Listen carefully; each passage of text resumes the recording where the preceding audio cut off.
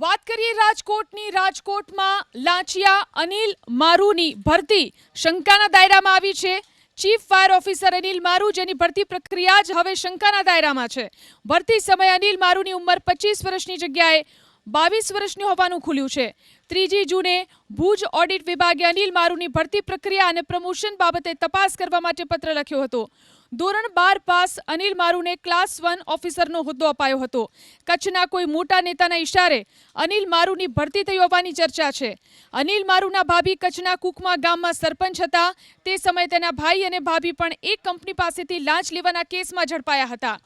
અનિલ મારુ રાજકોટ મહાનગરપાલિકા કચેરીમાં જ 1,80,000ની લાંચ લેતા રંગે હાથ ઝડપાયા છે. હાલ તેઓ રિમાન્ડ પર છે. અનિલ મારુ રાજકોટ મહાનગરપાલિકા કચેરીમાં જ 1,80,000ની લાંચ લેતા રંગે હાથ ઝડપાયા છે. હાલ તેઓ રિમાન્ડ પર છે.